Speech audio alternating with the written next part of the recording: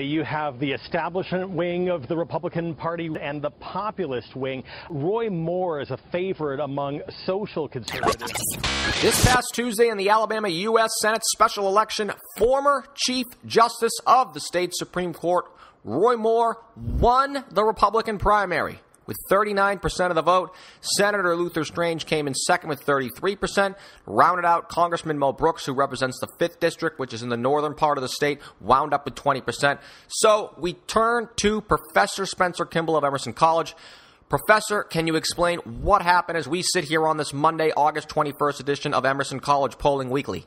Well, thank you, Larry. And yeah, it was a very exciting night on Tuesday. A lot of polls showed Moore and Strange in dead heats. Our poll, and this is what's really important for our listeners, is that the numbers are one thing. The interpretation of those numbers in these podcasts are very important, because even though in our poll had Strange winning by 3, when we talked about it, we said, hey, this is a dead heat and could simply go either way. What we were really focused in on was that there was going to be a runoff election because neither candidate was going to get to 40%.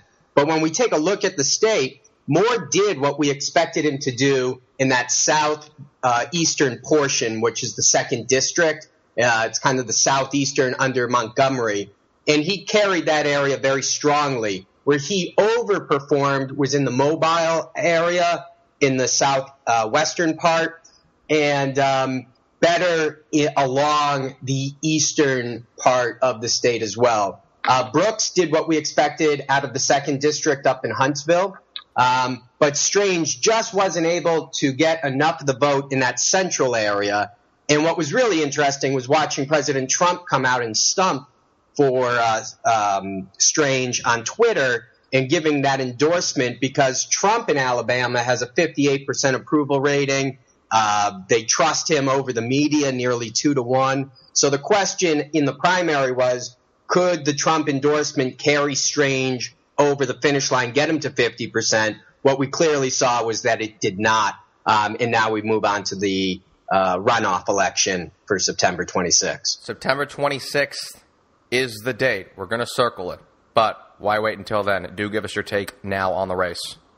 Sure. So Moore carried 60 out of 67 of the counties, which means that Strange is going to have to make a serious game change. But that's there because Moore carried 39% of the vote, and in a one-on-one primary now, he's got to get to 50%. This reminds me a lot of what happened in the Ossoff race in Georgia earlier this summer, when he won the primary in a jungle primary with 48%, but was unable to get to that 50% mark in the runoff. The question will be, can Moore pick up 10% of Brooks and Pittman's vote? The congressman and Pittman were able to get about 25% of the vote on Tuesday. How is that going to break? Does the more conservative Brooks vote go with Strange, or do they break back with Moore? And that's really going to determine. As of today, Brooks has not yet endorsed either candidate, and so it'll be real interesting to see where those voters go in the next couple of weeks. Emerson College Polling Society projected this runoff for the Republican side. Let's shift gears to the Democrat side. Doug Jones, he took it in a... Go ahead, Spencer.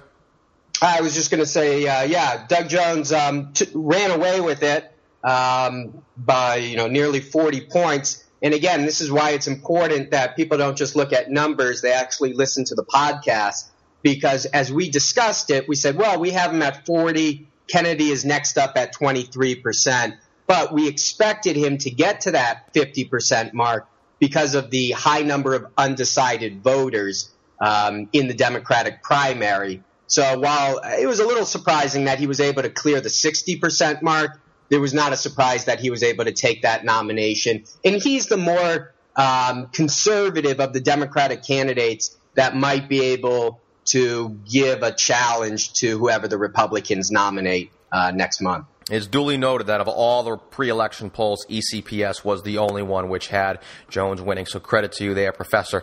Anyways, we mentioned on last week's show that your polling also looked at the potential governor's race in 2018, so let's get into the detail there, as we promised. What did we learn there, Spence? So in the governor's race, Right now, we have KYRIE, who was appointed governor. She's the first female governor since George Wallace's wife. And the governor's race in Alabama, there was always going to be a Republican primary because the sitting governor, Bentley, was term limited. So you have these two fellows, one public service commissioner, Twinkle Kavanaugh, running, and former Auburn head coach Tommy Tuberville running. But right now, it looks like KYRIE, if she wants the nomination, can have it. She got 47% of the vote. Twinkle was at 10%, and Tuberville was around 13%.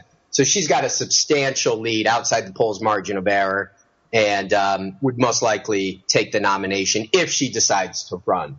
That is the old college football coach for the Auburn Tigers, Tommy Tuberville. I cannot help but notice that in that poll up on EmersonCollegePollingSociety.com, you actually asked about the blood feud between the two D1 college football programs in the state of Alabama. Kickoff for college football is a couple weeks away now, so Auburn and Alabama football, you polled it. Who's got the bigger fan base in that state?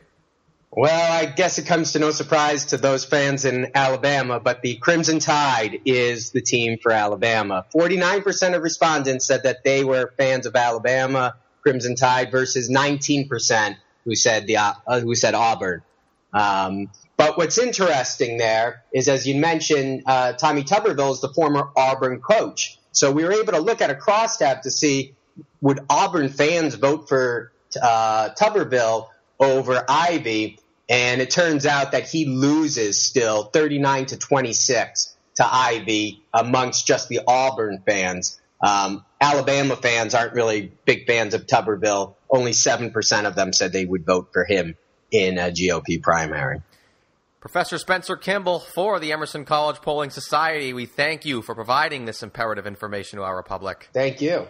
Coming up on August 28th, Emerson College Polling Weekly will be reviewing the 2016 presidential polls and what we can learn from last cycle. There was a lot to be learned, if that is an understatement. So, to obtain immediate access to the release, subscribe to Emerson College Polling Weekly on iTunes, Stitcher, and the CLNS Media Network mobile app.